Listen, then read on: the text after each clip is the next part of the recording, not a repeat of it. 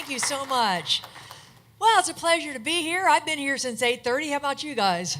I have enjoyed all 45 speakers. I thought they were absolutely amazing. It's been awesome and really fun, though. I have enjoyed it. It's where else can you see this kind of talent all in one room? And you guys are troopers for staying all day, and I can't tell you how much I appreciate that you're here. So listen, before we get started, I am going to ask you to take a look at the people on your left and right. No, I mean really look at them. Now, if you're sitting next to somebody you really don't care for, now's a good time to get up and move because you've been with them all day. Life is short. So let's find something that we all have in common. Who's had one of those out-of-body experiences? Great. How am I doing? I'm connecting with the people. All right, who stood naked in front of the mirror and wished they could leave their body? Oh, it's like we all share one soul. I'm kidding. You know, I kid around. I joke a lot. Sometimes people think I don't take life seriously, and that's not true. I take life seriously enough to realize that humor is vital. How many people here think that humor is important for stress and change management? Okay, my job's finished. Thank you. Enjoy them. Happy and successful people and successful organizations realize that change is something you're going to go through, and they learn to embrace it as something that is not only that you go through, but that you need to embrace. And we all know stories of organizations that were either resistant to change or changed too late. And we all know people that are resistant to change. I like to think that I embrace change. I like technology. I love cell phones. I think they're the best thing in the world. But do you know what the definition of infinity is? When someone wants to show you a picture on their cell phone and they just can't quite find it. Like, oh, hold on a minute. Oh, you're going to love this. Oh, hold on. Can you clear your calendar? You are going to love this. But some ways I'm kind of resistant. Now, I still pay my bills the old-fashioned way. Is there anybody that pays their bills the old-fashioned way? You write out that check. Yeah, there's a couple of us left. Well, they don't like it. And you can tell from what they put on the outside of their envelope. First, they try appealing to your pocketbook. Save a stamp. Pay online. Then they get downright bossy. Place stamp here. Pay online. Log on now. Relax, American Express. Then they resort to shaming. I just think this is wrong. For Pete's sake, it's you and a couple of people from the Red Propeller Speaker Showcase still doing this. I mean, I don't think that's really necessary. But if you pay your bills online, you can't have this kind of fun. Now, listen, I was in a little bit of a mood when I was paying my bills. I just got kind of tired of their same stupid amount and close. I wrote, you're not the boss of me. I just was in a mood. Please include account number on your check. Why don't you? Amount paid. Look on the check. You know, stress is nothing new. Change is nothing new, but we tend to sugarcoat. We look at times gone by. We look at eras. We go, oh, life in the 60s and 70s was good. Life was simple. Why we all just played kick the can all day. Why our moms took chicken out of the freezer, laid it out on the counter for days. I had a lot of stomach aches as a kid. You know, we all ate lead paint. Nothing wrong with any of us.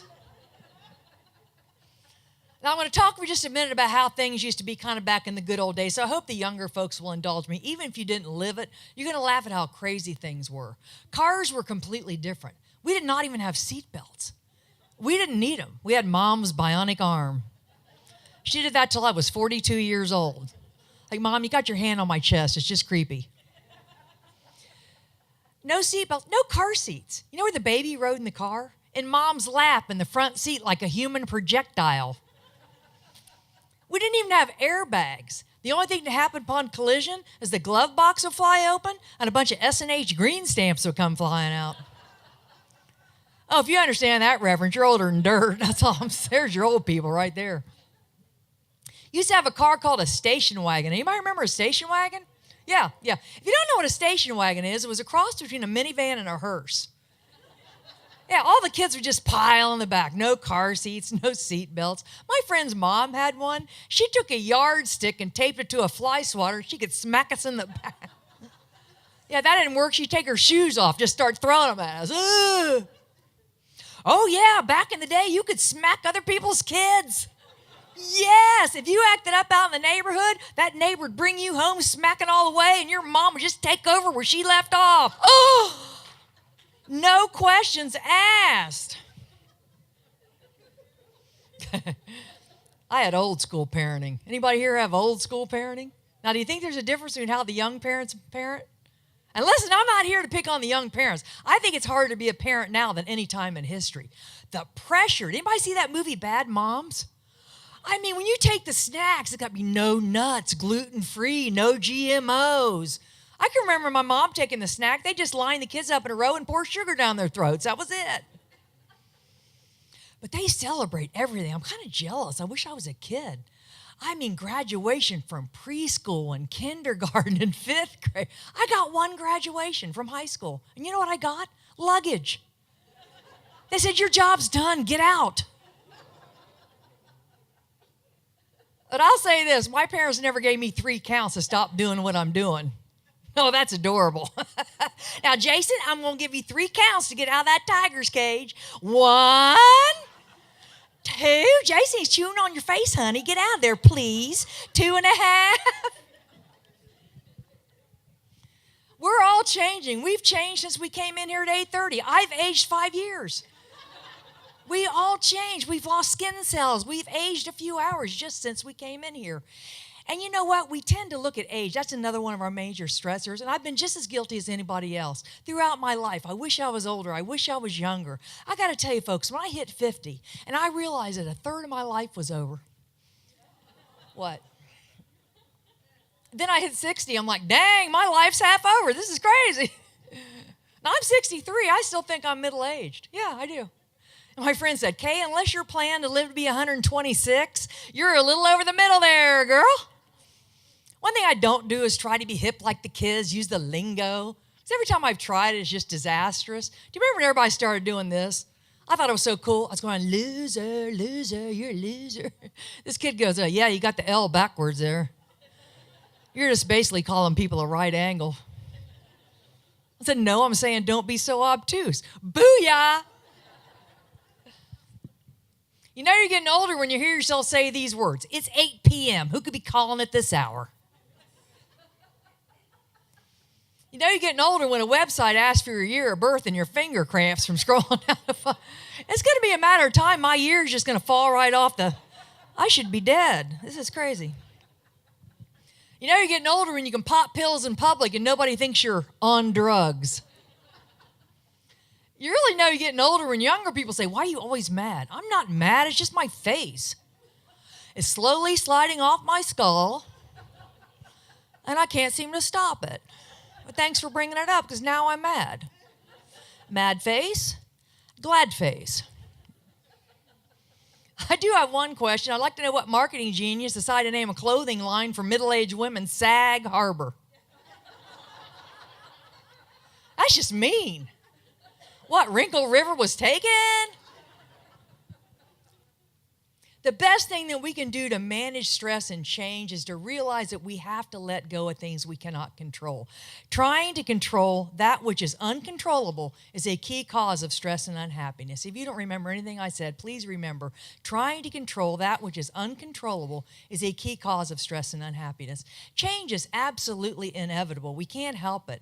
And nobody likes change except for wet babies. I mean, nobody really does. We don't like it.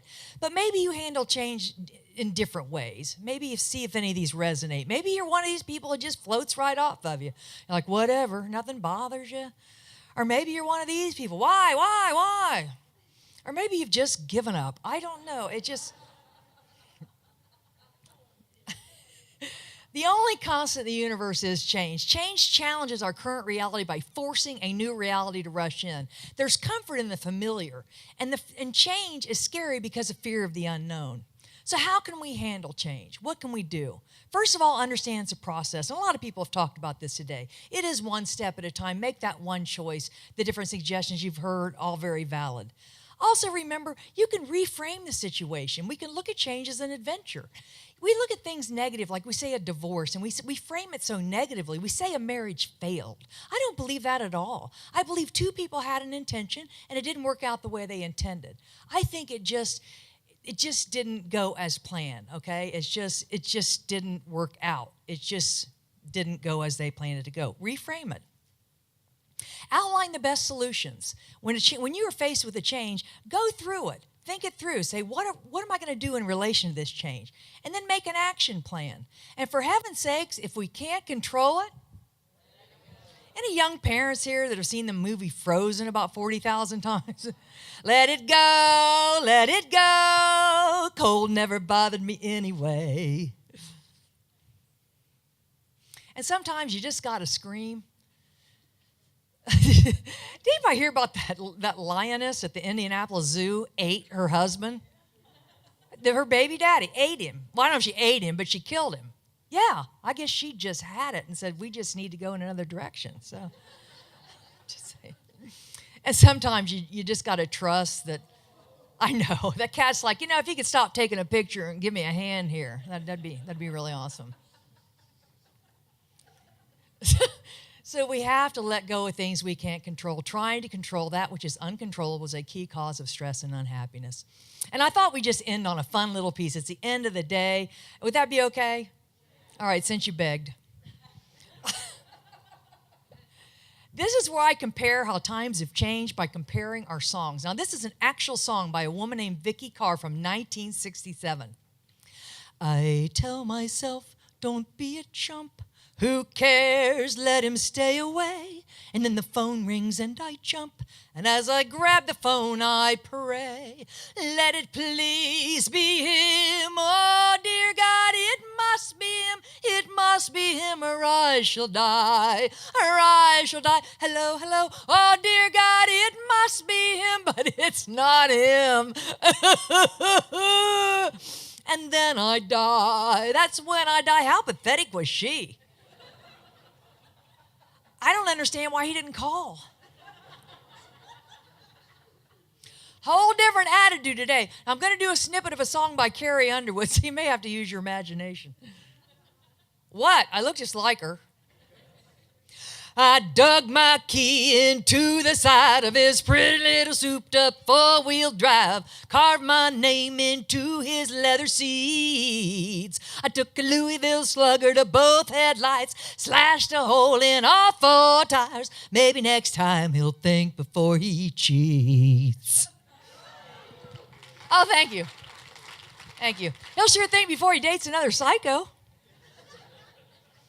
And songs today are so happy. There's even a song called Happy. 'Cause I'm happy, clap along if you feel like a room without a roof. 'Cause I'm happy, clap along if you feel like happiness is the truth. Happy, happy, happy, happy. Now, see, I came of age in the 60s, so I'd be like 11 years old listening to the transistor radio under my pillow as I drifted off to sleep. I'd hear songs like this. Tell me over and over and over again, my friends, that you don't believe we're on the eve of destruction. Sweet dreams, little girl. Even the Beatles. Eleanor Rigby wearing a face that she keeps in a jar by the door. What? I mean, if that doesn't keep you up at night, I don't know what will. A lot of songs about young girls back in the day. It was super creepy. There's even a song called Young Girl by Gary Puckett and the Union Gap. Young girl, get out of my mind. My love for you is way out of line. You better run, girl. You're much too young, girl. Why does she have to run? He's the adult. I guess he was stuck in that windowless van. That ankle bracelet.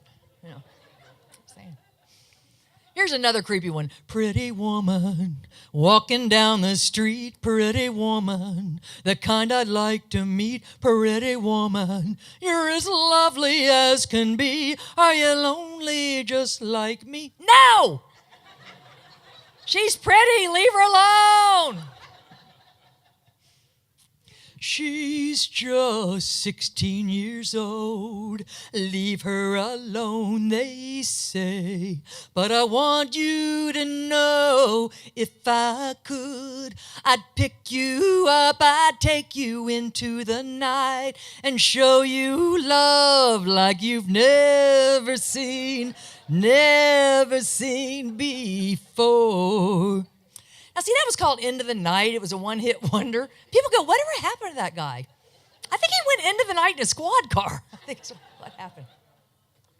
I love him, I love him, I love him, and where he goes, I'll follow, I'll follow, I'll follow. He'll always be my true love, my true love, my true love, from now until forever and ever and ever. I will follow him.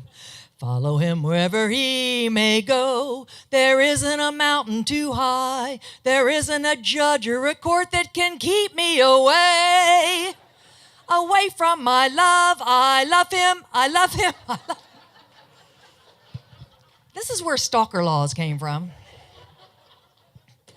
Oh, I'm coming for you, young people. Don't think you're off the hook. What's this about? Down, you know, I'm all about that bass, no treble. I'm all about that bass, no treble. I'm all about that bass, no treble. I'm all about that bass, I'm bringing booty back. I didn't know booty ever left. Songs today are so smooth. Anybody know, y'all know Drake? Oh, I love Drake. He's so smooth. He's got that song. You used to call me on my cell phone late night when you need my love. Call me on my cell phone. You imagine somebody doing that back in the day? It would sound so dorky. You used to call me on my parents' rotary dial landline. I'm going to leave you with one last song. You guys have been awesome. And can we get a nice round of applause for all the folks from Red Propeller? They're really amazing. They have one of the best reputations in the speaking business. You have come to the right place. Y'all remember Julio Iglesias? Grrr. To all the girls I've loved before, who traveled in and out my door, glad they came along, I dedicate this song to all the girls I've loved before. Then Willie Nelson's got a pipe, and all the girls I've loved before, who helped my drunk butt off the floor.